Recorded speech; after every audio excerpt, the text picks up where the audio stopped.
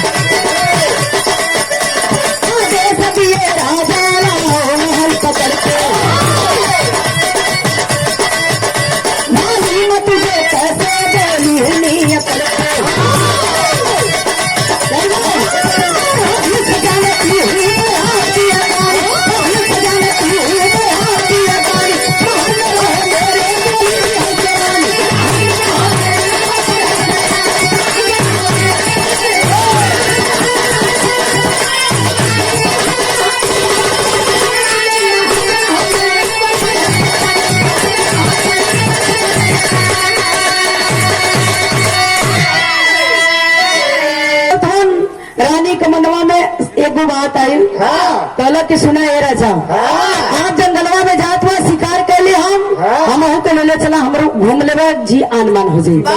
राजा साहब रात सजौना रानी के बैठौला जंगल की ओर लेके चल रहे। जंगलवा में जब रानी प्रवेश करते, रानी का नजर पड़ल एक हिरनी अपने बच्चा के लेके एक पेड़ के छाव में बैठल हो। हिरनिया का बच्चवा देखलस, अपने मतारी से सवाल कैलस,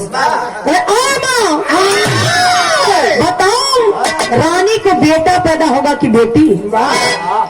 संजोग का बात कि वो सब जानवर अल्लाह बाबू, लेकिन मनुष्य के भाषा में बतियावत रहो, जैसे हम आप बात करी ना मनुष्य के भाषा में बतियावत रहो। हिरनिया गलस की बेटा रानी के बेटा पैदा हुई।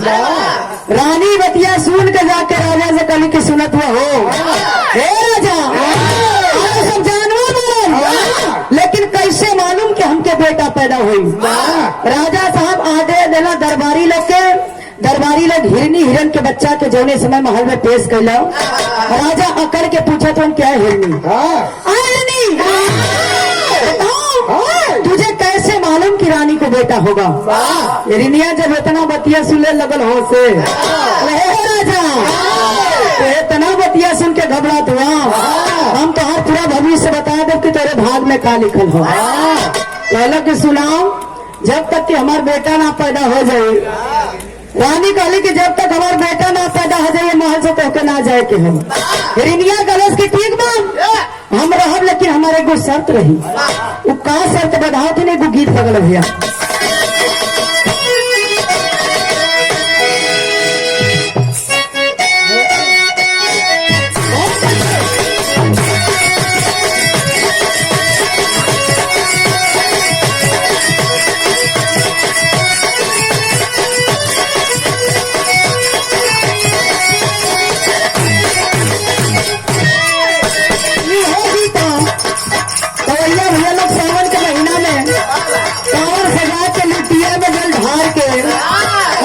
भोलेनाथ के दरबार में उनके कपार पर गिराए लोग कपार को,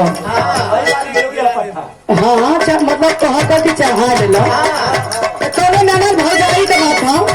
क्या कहे भैया?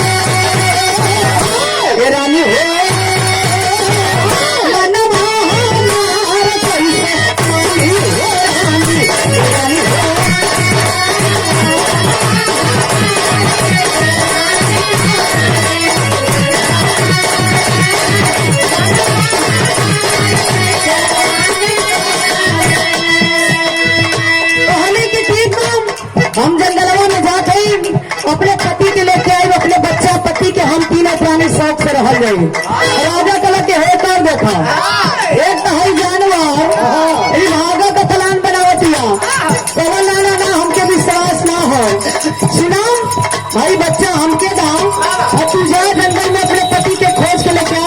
अपने बच्चा के ले दी है तो हिरनिया कर किसने ये राजा हमारा शर्त रही कि हमारे बच्चा के कहूँ खर्च ना आवे के चाहिए। राजा कहा कि राजा महाजीत का बात हो, राजा दानी का बात हो, राजा दानी जो कहता है करता है, तुम निश्चिंत होकर जाओ। हिरनिया चलो हो कहा कहो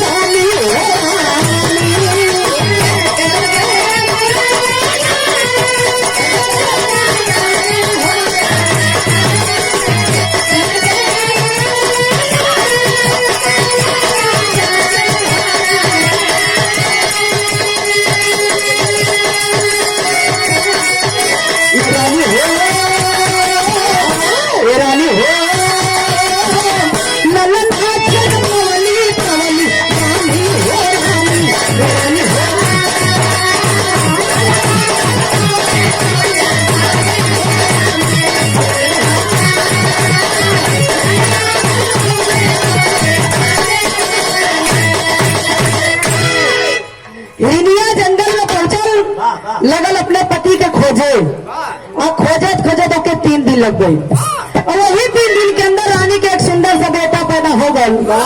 राजा साहब सबके बुलावत हो जैसे कि यहाँ डॉक्टर साहब पूजा पाठ का काम चालू कर रहे सब भैया आए रहा जेके जवन पसंद रहे सब लोग भोजन कैल वही तरह से जब रानी के पैदा भल बेटा तो राजा साहब दावत देते हो सबके बुलावत हो सब लोग अपने मन पसंद के भोजन करत हो। राजा के मनवा में आयल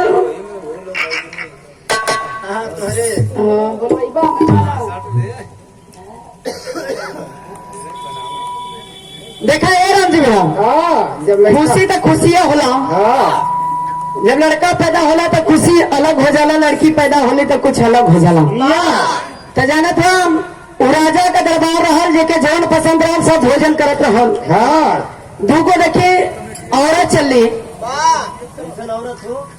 मान ला कि सैदपुर का मलाहिन समझिया सुशील भैया सोहर तो गाँव वाली रहवा कली लेकिन वही में हो आ गई तो वो अपना मलाही गीत चालू कर दिली तो बहू जाने कहा जब चली दोनों लोग तो कहली कि ये बहू घरवा में कोई बा कहली कि ना माता तो गल बड़ी पूजा पाठ करे हमारे यहाँ तनी बैठा हाँ 5 मिनट बाद निकल के अली तो कहली अरे तनी कुछ सुनावा खाली बैठला रहा बोलो तो बड़ा प्यार से गावेली आप लोग सुन ले हमारा मलाही गीत हर तरह के लोग अपने अपने विचार से अपने अपने राग में अंदाज में अलग अलग ढंग से लोग गावेली तो कैसे गावेली भैया कैसे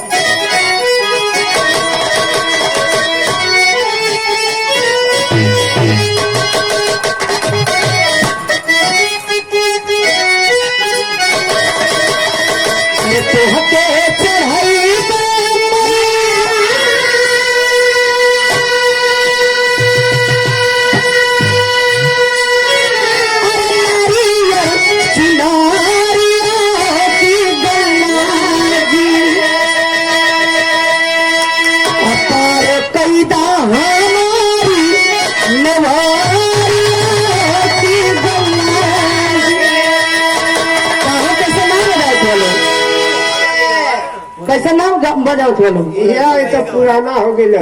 अच्छा तो नहीं क्या बजे वाले? हाँ, तू अपने अंदाज में जन बोलल हूँ। अच्छा तो ठीक है, हम गावा चला पिला देखा रंजन भैया और ईजान जा गावा हम चला पिला अपने अंदाज में मदन भैया। तो ये सैदपुर का मलाहिन समझिया। अब तक दूसरे के थोड़ी देर के लिए कैसे गावा भैया? कैसे? जाने लगे जब मलाह नैया लेके चले जब गंगा जी में तो 5 गो गोटी ले लेला, मनाए के अपना रोरी गोटिया के मनाए के और वो ईच के गंगा जी में फेंक दिलो और नैया लेके चले लो। तो सवेरे सवेरे मलहवा मना के तो चलो वो नैया में एगो छोट सा लड़की सुंदर सा रूप बना के आके नैया पे बैठ गई। मलहवा कले सरे वाह क्या माल है। कितना सुंदर हो भेटा गई सवेरा मोहनी बढ़िया हो ही लगत था। तो कैसे गावा भैया?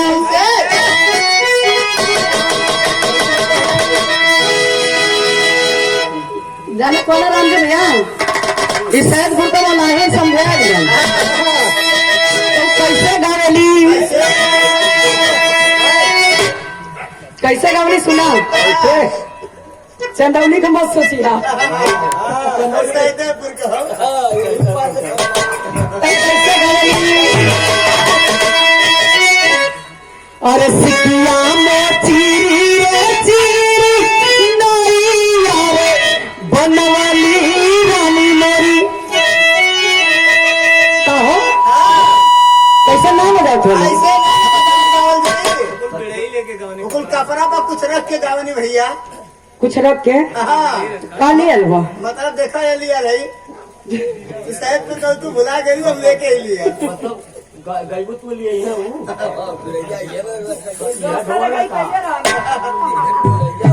एक लगाई हो। हाँ भाई, हाँ, ऐसे क्या बात है? मदन भैया देखा वो गाँव नहीं कैसा स्टाइल कैसे बताओ थे और का?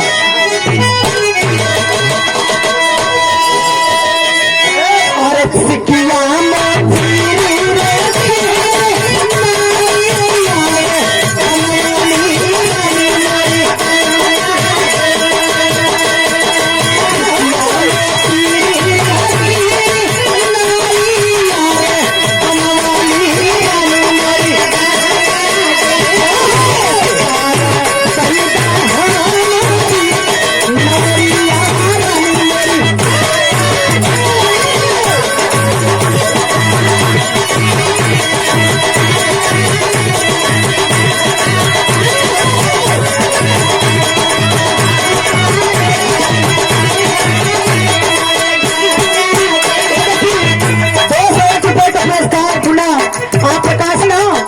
जैसे लगा कि उनके आवाजिया में घी लगल है। अरे वाह, बोला तो बड़ी सुरीली निकलो। कैसे?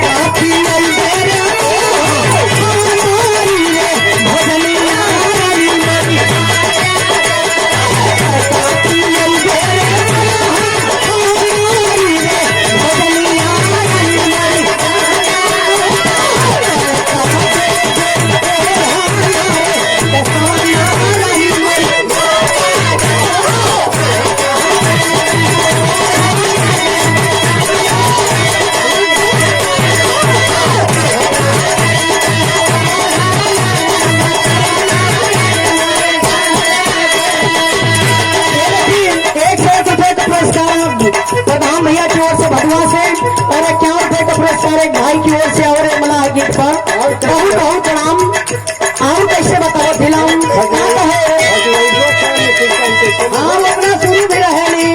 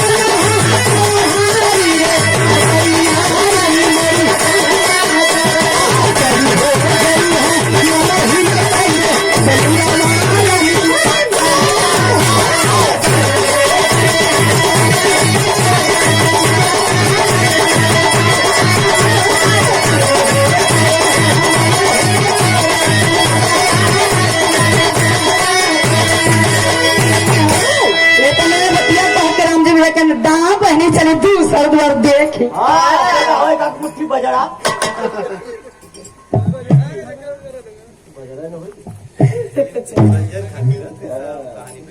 अच्छा भैया ये तो बीच बीच में थोड़ा बहुत मनोरंजन होत रही है, लेकिन थोड़ा सा कहानी पे ध्यान दिया जाए।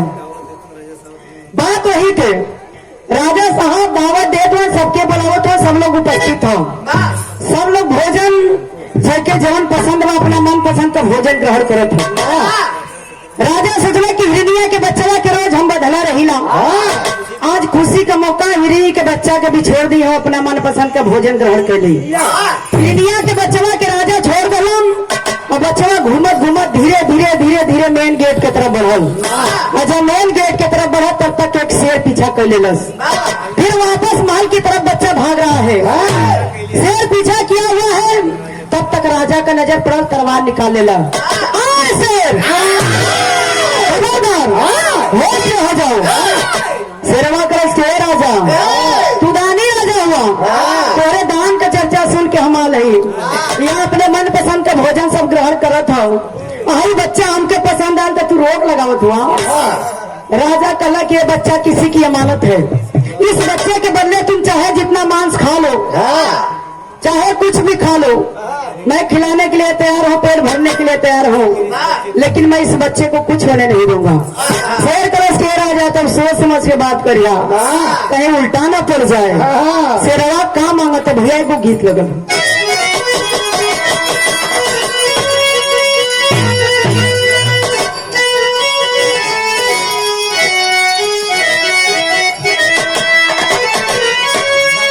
कौन गीत है भैया?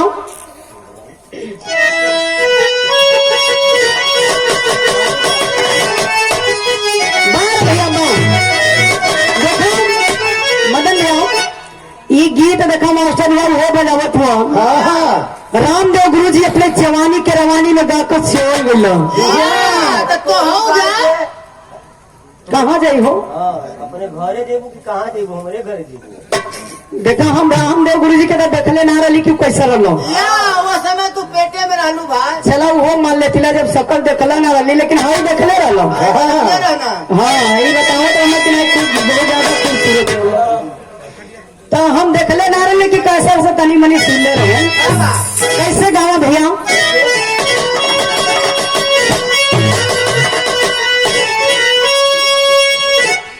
तो पिया पिया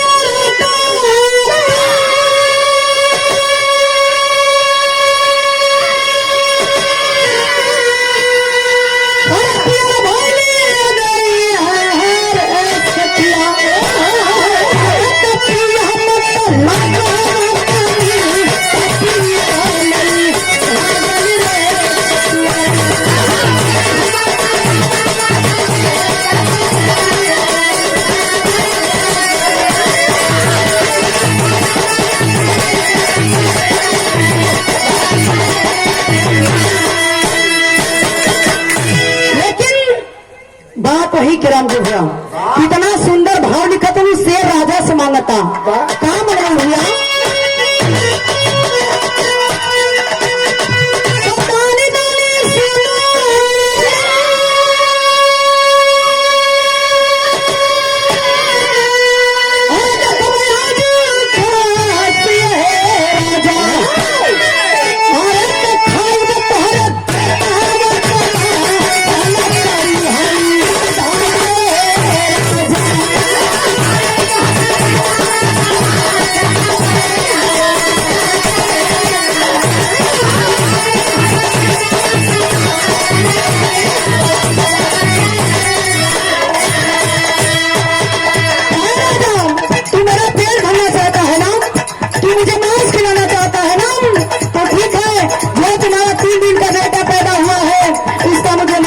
मैं खाता चला जाऊंगा।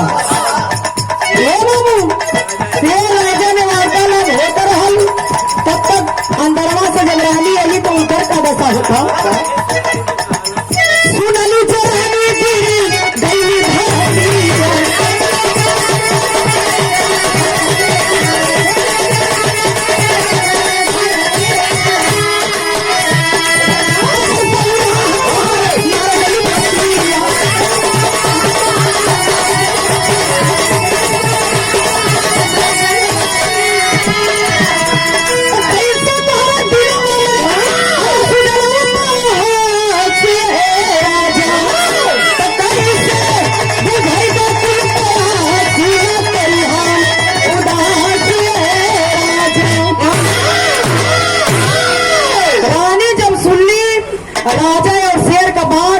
सुनते बेहोश हो गली, जब होश में अली कली के राजा। आज इतना दिन के बाद एगो महल में बच्चा का किलकारी सुना के मिलल, तो तू इस जवान शेर के देव जात हुआ राजा, हम कैसे जिए बे राजा। राजा समझाओ तन के रानी, अगर तू हमार बात ना मनबो तो जिंदगी भर का कमाई कुल मिट्टी में मिल जाई। देखी बाबू, आज राजा का बात मान के वो रानी 3 दिन के मासूम के साथ करत कबाड़ी विदेशिया का भाव।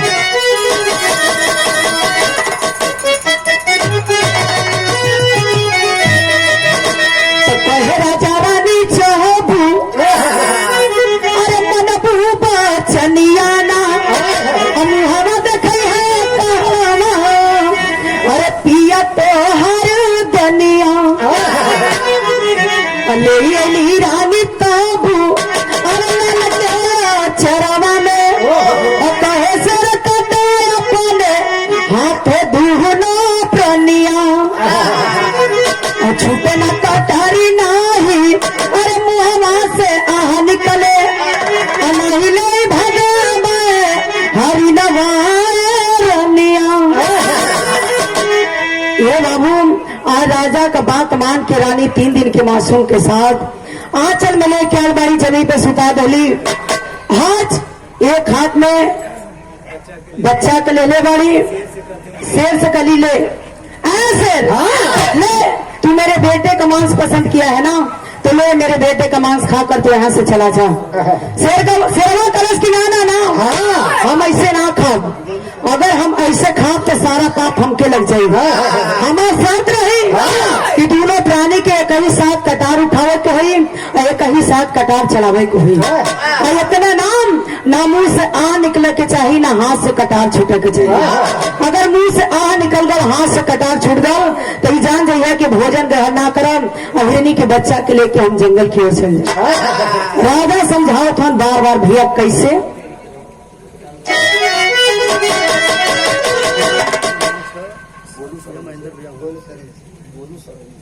सरौली से गोलू भैया की ओर से 100 रुपए का पुरस्कार और मुन्ने के पूरे पार्टी से आशीर्वाद भैया के प्रणाम करता। तेरे के भाव में कहना है भैया का,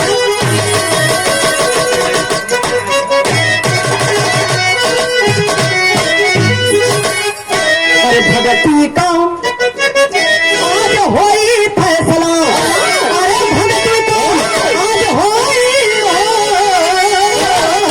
भगती का आज होई फैसला, भी सिहरती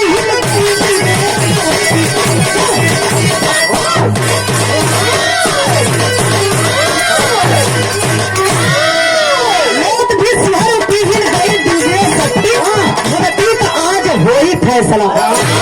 राजा का बात मान के आज 3 दिन के मासूम के लेके रानी राजा के पास अली बाबू। आज राजा बार बार चेतावत हो, समझावत हो कि शेर की बात के भूलिया मत। कैसे भूलेगा, गीत लगल हो।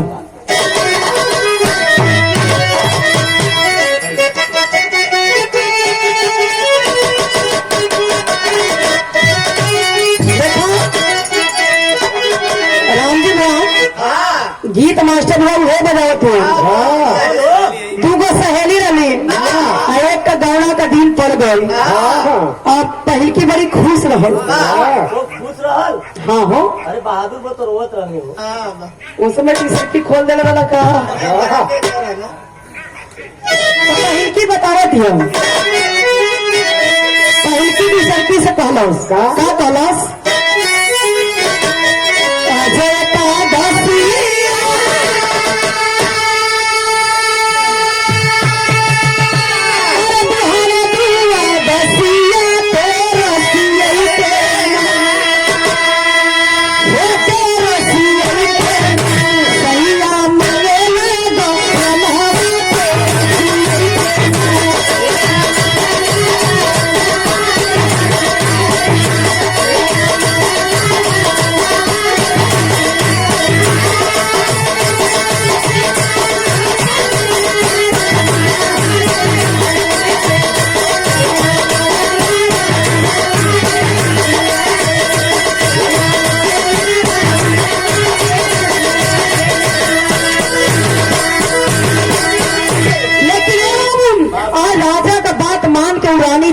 के मासूम के साथ कैली का लालच के धरती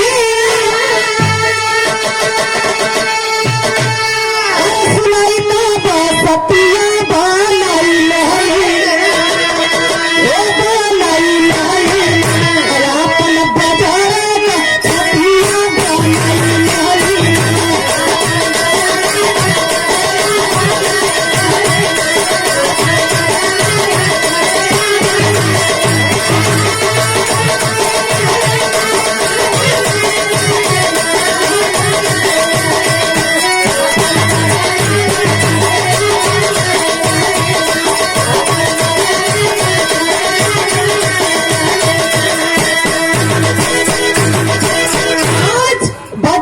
कलेजा करके वो मतारी 3 दिन के मासूम के लेके आयल बड़ी राजा के पास। आज वो बच्चवा के अपने जमीन पे लेटाए के बाबू एक हाथ में अपने कटा ले लेकिन एक हाथ में राजा। एक मतारी के एक बेटा के लाश चिपिक के रवा खातिर मना करत हुआ तो हमारे एगो काम कैदा बड़ी ऊंची बात कहली। का कहली? बचल नहीं लाल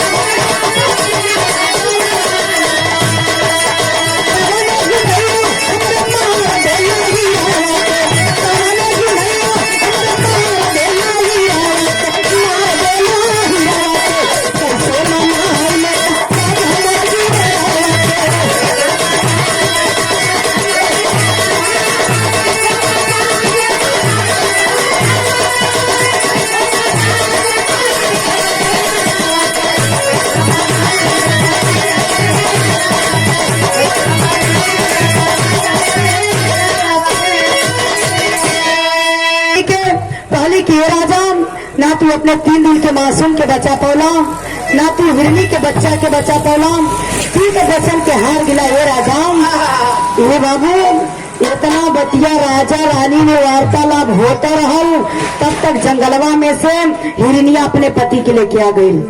जब अपने पति के लेके आये तो राजा से सवाल कैलस कैसे भैया पहपट के लाइन में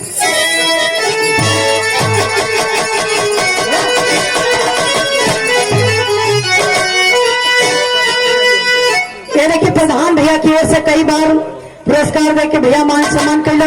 ये भदुआ के धरती से 101 रुपए का पुरस्कार प्रधान भैया की ओर से बहुत बहुत प्रणाम। सब भैया लोग के प्रणाम हो।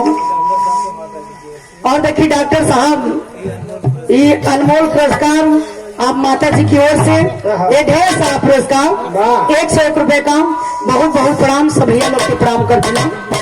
लेकिन बात वही के कहा सवाल करते भैया राजा से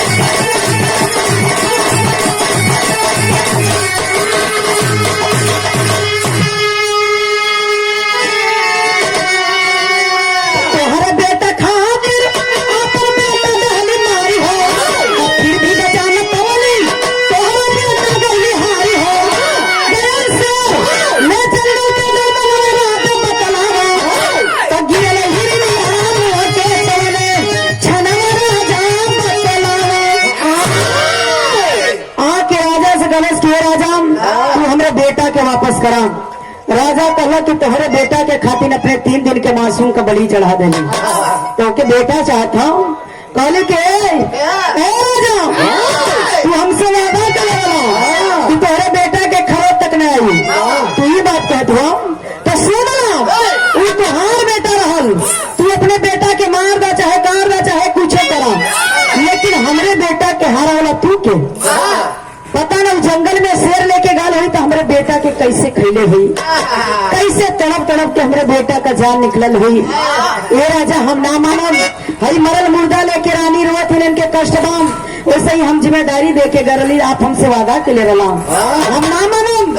हमरो एगो शर्त रही, वो कहाँ शर्त बढ़ा दिन आल्हा के लाइन में भैया चलो।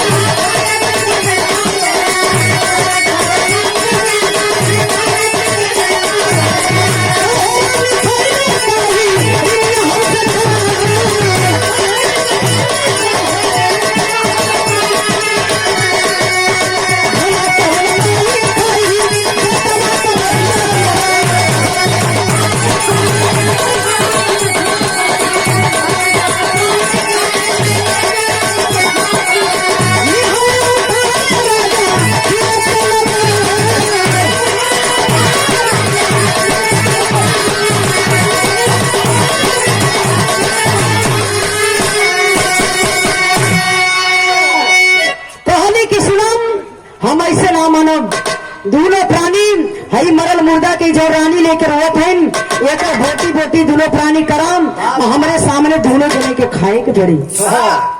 रानी कली के हिरनी वो भला कौन मतारी हुई जो कि अपने बेटा का मांस खाई हो, तू काहे खातिर ऐसा करत हो? कहने के कुछ नहीं, जब हम कहा तू करे के पड़ी। राजा कहला कि रानी जब कुल नाश हो गया, जब कुल खत्म हो गया तो आखिरी वचन चला इहो पूरा कर देवल जाए। आखिरी वचन पूरा करे खातिर राजा फिर कटार उठा लेला बाबू। आखिरी में कहना मक्का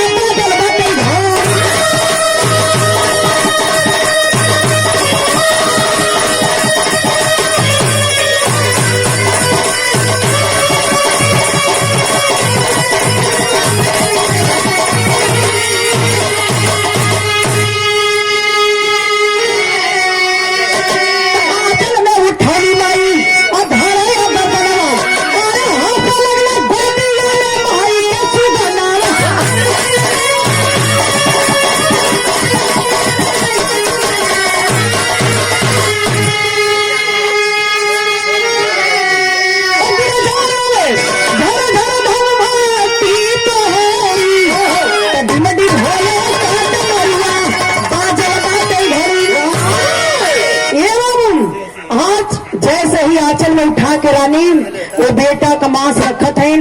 देखी भगवान का देन, कुदरत की देन, भगवान की माया। आज वह 3 दिन का मरल मुर्दा जो लड़कवा रहा बाबू खिलखिला के वही आंचल में हंस दिल से, तो वही दिन अपने असली रूप में लोग आवे लगले। ए बाबू वो हिरनी कोई और ना रहल, वो हिरनी कोई और ना रहल, वो हिरन कोई और ना रहल, वो जौन हिरनी रहल माता पार्वती रहली, जौन हिरन रहल वो कोई और नाम वो भोलेनाथ रहलो। इशारा करना मेन गेट के तरफ। आज उस शेरवा बचवा के लिया के खड़ा कर दिलस। शेर भी कोई और ना रहल, वो उ शेर बाबू कार्तिके रहल अजन हेनी का बच्चा रहल उहो कोई और नाम वो गणेश जी रहल पूरा खानदाना उनका परीक्षा ले बदे ये बदे कि भोलेनाथ और भंगी होन जे जवन मांगेला पहले दिलो जैसे भस्मासुर हाँ तो भस्मासुर लगलो नहीं पे के मेहरारुआ के चक्कर में पड़ तो जब खुश भैली भैया रानी माता पार्वती से कहली कि कलयुग हो ये कलयुग हो ऐसा परीक्षा मत लिहा नहीं तो विश्वास खत्म हो जाये। खुश भैली तक का मांगती भैया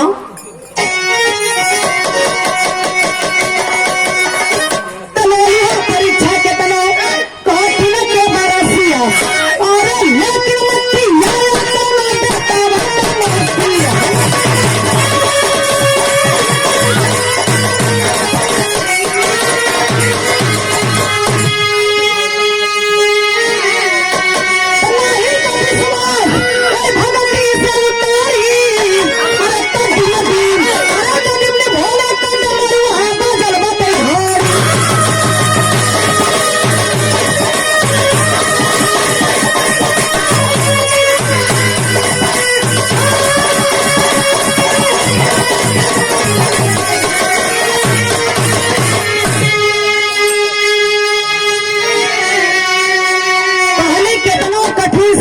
परीक्षा ले ली हम लेकिन कौनो मतारी कितना मजबूर मत करिया कि कौनो बेटा का मांस खाए के पड़ो नहीं तो ये कलयुग में विश्वास खत्म हो जाये। है आपका पूजा पाठ कोई ना कोई कहानी बाबूजी हमारा यही पे समाप्त होता है। तो बिहारी बन गए बेटे स्वर्ग के बाप राम